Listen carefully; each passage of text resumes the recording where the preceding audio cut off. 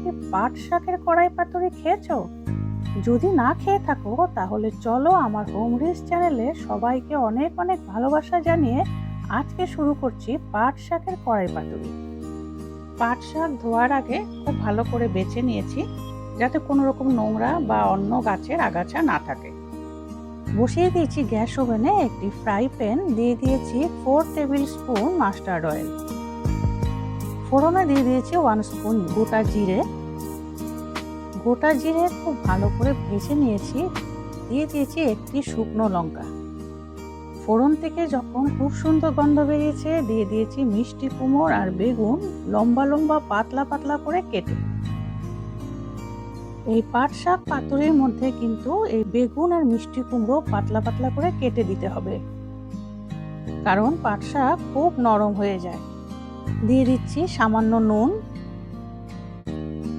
4 ভাগের 1 ভাগ হলুদের গুঁড়ো দিয়ে দিচ্ছি। ভালো করে মিক্সড করে নিয়ে লিড লাগিয়ে দিচ্ছি 2 মিনিটের জন্য। তাতে মিষ্টি কুমড়ো আর বেগুন খুব ভালোভাবে সফট হয়ে যাবে। 2 মিনিট পর লিড উঠিয়ে একটু নাড়াচাড়া করে নিচ্ছি। বেশ কিন্তু মিষ্টি কুমড়ো আর বেগুন সফট হয়ে গেছে, প্রায় ভাজা ভাজা হয়ে এসেছে। এবার দিয়ে দিচ্ছি সর্ষে, পোস্ত আর কাঁচা লঙ্কা বেটে রেখেছিলাম, সেই বাটাটাই দিয়ে দিচ্ছি।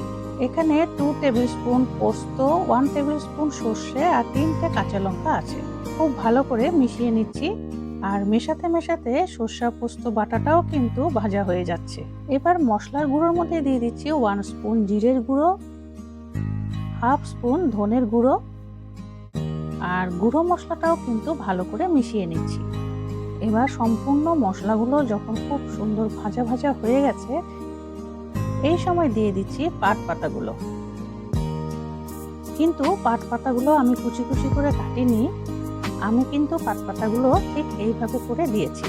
পাট শাক কাটার আগেই কিন্তু ধুয়ে নিতে হয়, কেটে তারপরে ধুলে প্রচুর লোটা ভাব হয়। এবার পাট পাতাগুলোর সাথে মশলাটা বেশ ভালো করে মিশিয়ে নিচ্ছি। সাধারণত পাট পাতার শাক বা পাট পাতার বড়া আমরা সবসময় খেয়ে থাকি। আমি যেহেতু নিরামিষ রান্না করেছি সেহেতু সামান্য চিনি ব্যবহার করেছি।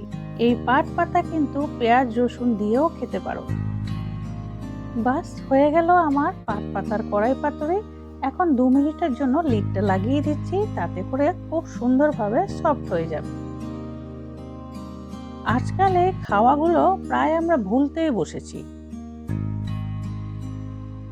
এখন আমরা এত বিজি লাইফের মধ্যে থাকি, তাই এগুলো আর রান্না করা হয়েই ওঠে না। সর্ষে পোস্ত বেটেছিলাম, সেই মিক্সিং জার ধোয়া জল সামান্য দিয়ে দিচ্ছি। তাহলে তোমাদের সাথে অল্প গল্প করতে করতে আমার পাট শাকে কড়াই পাতুরি রান্না করা হয়ে গেল। কেমন লেগেছে আজকে আমার এই পাট পাতার কড়াই পাতুরি?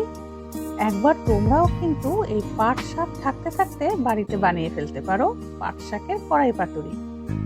বানিয়ে খেয়ে আমাকে কমেন্টস করে জানাবে যে তোমাদের কেমন লেগেছে। তবে হ্যাঁ, ছোট্ট একটি লাইক দিয়ে পুরো ভিডিওটি দেখে যেও। এবার একটি প্লেটে সার্ভ করে নিচ্ছি। আর সাথে গার্নিশিং এর জন্য দিয়ে দিয়েছি 1 টুকরো গন্ধরাজ লেবু। তাহলে আজকে আসি, আবার দেখা হচ্ছে নেক্সট একটি রেসিপি ভিডিওর সাথে।